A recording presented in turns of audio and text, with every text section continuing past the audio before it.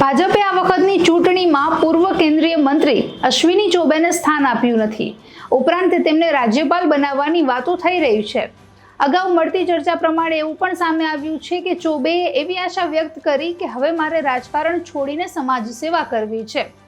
પણ તે દરમિયાન ઘણા ચર્ચાસ્પદ નિવેદનો એવા સામે આવી રહ્યા હતા જેની અસર 29મી જૂને જે નવી દિલ્હીમાં જેડીયુની બેઠક મળવાની છે તેના પર થઈ શકે છે.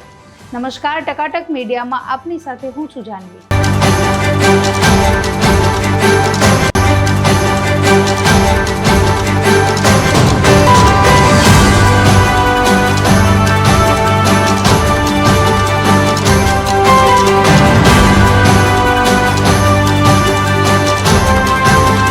આવનારા સમયમાં હવે જ્યારે બિહારમાં વિધાનસભાની ચૂંટણીઓ યોજાવાની છે ત્યારે પૂર્વ કેન્દ્રીય મંત્રી અશ્વિની ચૌબેનું એક નિવેદન સામે આવ્યું છે, જેમાં તેઓ કહી રહ્યા છે કે બિહારમાં એનડીએ ભાજપના નેતૃત્વમાં ચૂંટણી લડે તેવી હું આશા રાખું છું અને તેનાથી વધારેમાં વધારે બેઠકો જીતી પણ શકાશે.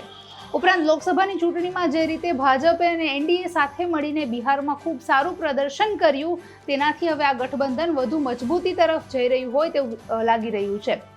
પણ બીજી તરફ અશ્વિની ચૌબેએ જે બહારના આયાતી ઉમેદવારો છે તેને લઈને થોડી નિરાશા પણ વ્યક્ત કરી છે. તેઓએ કહ્યું કે બિહારના નીતિશ કુમાર સાથે હું હંમેશા રહ્યો છું અને આગળ પણ તેમની સાથે ચાલતો રહીશ, પણ જે બહારની પાર્ટીના વ્યક્તિઓ જે પાર્ટીમાં સમાવેશ થઈ રહ્યા છે તે મને બિલકુલ પસંદ નથી. આયાતી માલને હું ક્યારેય એક્સેપ્ટ નહીં કરું. આ પ્રકારનું જે નિવેદન છે, આ પ્રકારની જે નિરાશા છે, જે રીતે ભાજપનું કોંગ્રેસીકરણ થઈ રહ્યું છે તેના પર પણ તેમને થોડી જે નિરાશા વ્યક્ત કરી છે. તો બીજી તરફ બિહારના સંજય ઝાએ પણ એવી વાત કરી છે કે આ વખતે બિહાર એટલે નીતિશ કુમાર અને જેડીયુ 2025 સુધીમાં બિહારમાં સંપૂર્ણ બહુમતી સાથે નીતિશ કુમાર આગળ વધી રહ્યા હશે.